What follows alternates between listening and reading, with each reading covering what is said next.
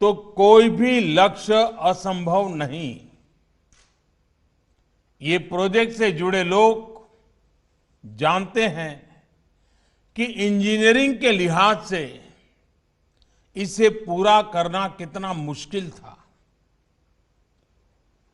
Project में कई दिक्कतें भी आई, लेकिन हमारे श्रमिकों, हमारे इंजीनियरों, हमारे किसानों और राज्य सरकारों के सहयोग से ये पाइपलाइन पूरी हुई। कहने को ये सिर्फ एक पाइपलाइन है, लेकिन दोनों राज्यों के विकास को गति देने में इसकी बहुत बड़ी भूमिका होने वाली है। क्यों आज देश गैस बेस्ड इकोनॉमी पर इतना बल दे रहा है?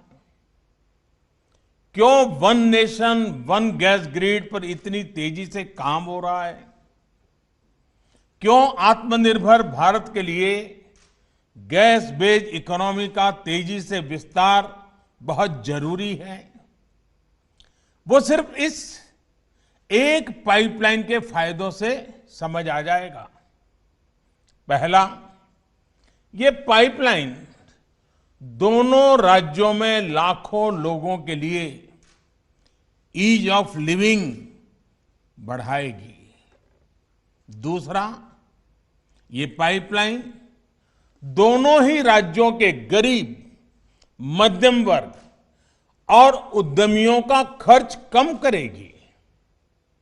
तीसरा, ये पाइपलाइन अनेक शहरों में सिटी गैस डिस्ट्रीब्यूशन सिस्टम उसका एक माध्यम बनेगी।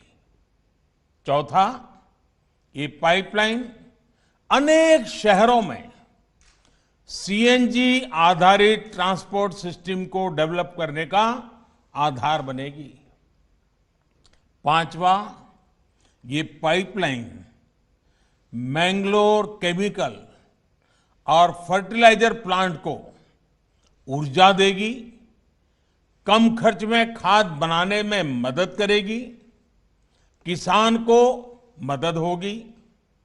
छठा, ये पाइपलाइन मैंगलोर रिफाइनरी और पेट्रोकेमिकल को ऊर्जा देगी, उन्हें स्वच्छ ईंधन देगी।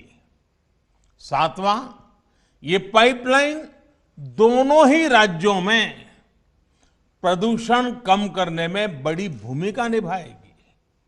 आठवां, प्रदूषण कम होने का सीधा असर होगा पर्यावरण पर। जितनी कार्बन डाइऑक्साइड का एमिशन इससे कम होगा, वो लाखों पेड़ लगाने के बाद ही हासिल हो सकता है। साथियों, नवा लाभ ये कि पर्यावरण बेहतर होने से लोगों की सेहत भी अच्छी रहेगी, बीमारी पर होने वाला उनका खर्च भी कम होगा। 10वां, जब प्रदूषण कम होगा, हवा साफ सुथरी होगी, शहर में गैस आधारित व्यवस्थाएं होगी, तो और ज्यादा टूरिस्ट आएंगे। टूरिज्म सेक्टर को भी इसका लाभ होगा। और साथियों, इस पाइपलाइन के दो और लाभ हैं जिनकी चर्चा बहुत जरूरी है।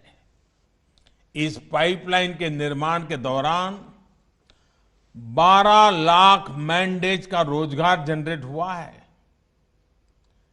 पाइपलाइन के शुरू होने के बाद भी रोजगार और स्वरोजगार का एक नया इकोसिस्टम केरला और कर्नाटका में बहुत तेजी से विकसित होगा।